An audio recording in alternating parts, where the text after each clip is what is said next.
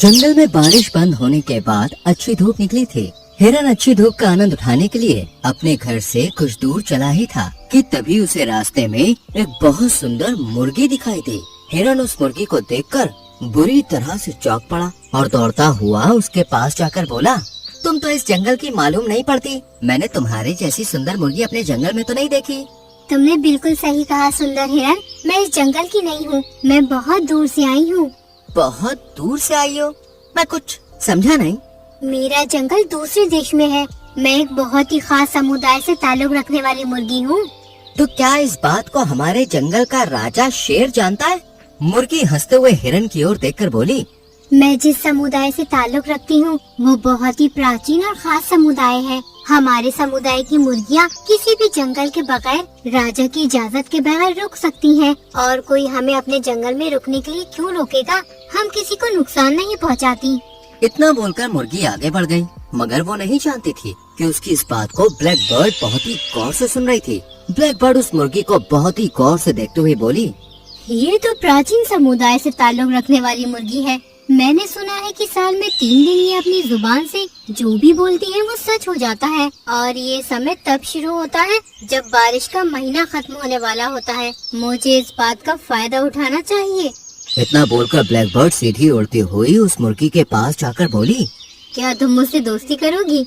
हाँ, मुझे दोस्ती करना अच्छा लगता है, लेकिन क्या तुम मुझे जानती हो? नहीं, मैं तुम्हें पर्सनली तो नहीं जानती, लेकिन इतना मैं जानती हूँ कि तुम बहुत ही खास समुदाय से ताल्लुक रखने वाली हो। तुम जिस समुदाय से हो उस समुदाय की इज्जत जंगल का हर राजा करता है और तुम कभी किसी को नुकसान नहीं पहुँचाती। ये सुनकर मुर्गी खुश हो गई। तुम तो मेरे बारे में बहुत कुछ जानती हो। मैं भी तुम्हारे साथ साथ आगे आगे चलती हूँ।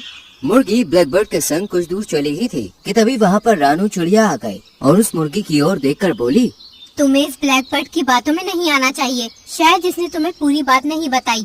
ये मेरी दोस्त है, इसने मुझे बताया कि मैं कितनी शक्तिशाली हूँ। मेरे रास्ते से हट जाओ, नहीं तो मैं अपनी जुबान से तुम्हारे खिलाफ उल्टे सीधे शब्द निकाल दूंगी। फिर मत कहना कि ये क्या हुआ। फिर रानू चिड़िया मौके की नजाकत देखकर वहाँ से चली गई। ब्लैक बर्ड मुर्गी के साथ आधे दिन तक घूमती रही। दोपहर के समय ब्लैक बर्ड मुर्गी से बोली, मेरा आम खाने का बहुत मन कर रहा है। अब इसमें तो मैं तुम्हारी कोई मदद नहीं कर सकती। आम तो पेड़ की डाली पर लटके हैं और मैं इतना ऊंचा नहीं उड़ सकती। शायद तुम नहीं जानती, अगर तुम अपनी जुबान से कहोगी कि आम का गुच्छा नीचे गिर जाए तो गिर जाएगा। क्या मतलब? ऐसे कैसे हो सकता है? ऐसा मुमकिन नहीं।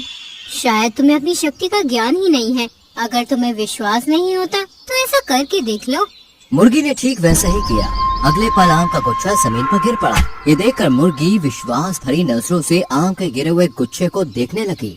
शायद तुम्हारे समुदाय और परिवार लोगों ने तुम्हें बताया नहीं कि तुम मुर्गियों में एक बहुत सी खास शक्ति होती है। तुम जो बोलती हो वो सच हो जाता है और उसके बावजूद भी तुम सबसे कमजोर प्राणी हो, जबकि जंगल का सबसे ताकतवर प्राणी तुम्हारे समुदाय की मुर्गियों को माना जाना चाहिए। तभी वहाँ पर उछाल मारता हुआ बंदर आ गया और क्रोधित नजरों से उस मुर्गी की ओर देखकर बोला, तुम्हारी हिम्मत कैसे हुई इस आम के गुच्छे को तोड़ने की? क्या तुम्हें पता नहीं कि इस पेड़ पर मेरा अधिकार है और तुम तो इस जंगल की भी नहीं लगती। ये सुनकर मुर्गी को पता नहीं क्यों गुस्सा आ गया। क्या तुम यहाँ के राजा हो क्या? अरे इस पेड़ पर यहाँ के सभी पक्षियों और जानवरों का अधिकार है। तुम कैसे कह सकते हो कि इस पेड़ पर सिर्फ तुम्हारा ही अधिकार है? क्या इस पर लगे हुए आम सिर्फ तुम ही खाओगी? हाँ, मैं ही खाऊंगा और मुझसे ज्यादा उलझने की जरूरत नहीं है। तुम शायद मुझे जानती नहीं हो। मैं अपने से कमजोर प्राणियों को बहुत जल्दी अपना पंजा मारकर घायल कर देता हूँ और तुम तो वैसे भी मेरे जंगल की हो ही नहीं। बंदर की बात सुनकर मुर्गी गुस्से से जाने ही वाली थी कि तभी ब्लैक बर्ड मुर्गी से बोली, तुम इसे सबक क्यों नहीं सिखाती हो? मैं भला सबक कैसे सिखा सकती हूँ? भूलो मत, कुछ देर पहले तुमने अपने शब्दों के द्वारा ही आम के गुच्छे को तोड़ दिया था। तब इस बंदर की इतनी हिम्मत थी, ये तुमसे इतनी बदतमीजी से बात कर रहा है और तुम उससे कुछ कह ही नहीं रही। ब्लैक बर्ड की बात सुनकर मुर्गी उसकी बातों में आ गई और बंदर की ओर देखकर बोली, बंदर तुम बहुत बदतमीज हो। अगर तुम्हारी इसी वक्त टांग टूट जाती तो कितना अच्छा होता। मुर्गी ने शब्द बोले थे कि तभी बंदर बुरी तरह से करहाने लगा और जमीन पर गिर गया। ये देखकर मुर्गी को अपनी आंखों पर विश्वास नहीं हुआ। तुम मेरे साथ चलो, मैं तुम्हें बताऊंगी आगे आगे क्या करना है। अब वो बंदर घायल अवस्था में सीधे जंगल के राजा शेर के पास चला गया और सारी घटना शेर को बताते हुए बोला, महाराज, वो मुर्गी आपके राज्य के लिए बहुत ही ज्यादा घातक है। अगर उसने आपके खिलाफ कुछ भी बोल दिया तो वो सच हो जाएगा। उसका कुछ कीजिए। जंगल का राजा शेर बंदर की बात सुनकर गहरी सोच में डूबते हुए बोला, शायद तुम सही कहते हो, मुझे जाकर उस मुर्गी से बात करनी चाहिए।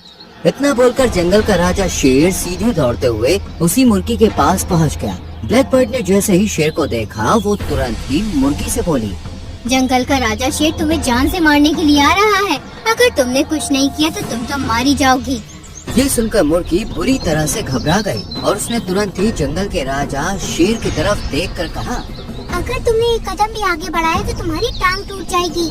मगर शेर जब तक आगे बढ़ा चुका था अपनी टांगे, अचानक से वो लड़खड़ाता हुआ गिर गया और दर्द के मारे करहाने लगा। उसे देखकर जंगल में अफरा तफरी मच गई। उस दृश्य को हिरन भी देख रहा था। वो डर की वजह से वहाँ से भागने लगा।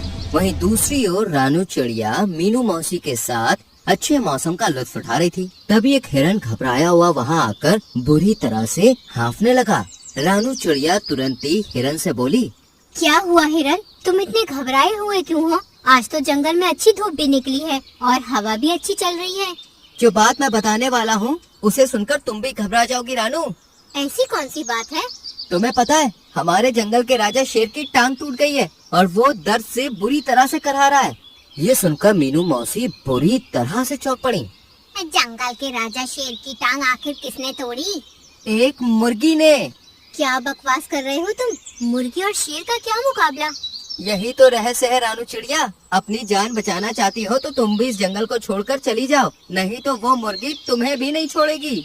इतना बोलकर हिरन वहाँ से भाग गया। रानू चिड़िया गहरी सोच में डूबती हुई मीनू मौसी से बोली, मुझे अब थोड़ा थोड़ा समझ आ गया है। लगता है मुझे कुछ करना ही पड़ेगा, नहीं तो उस मुर्गी की जान खतरे में पड़ जाएगी।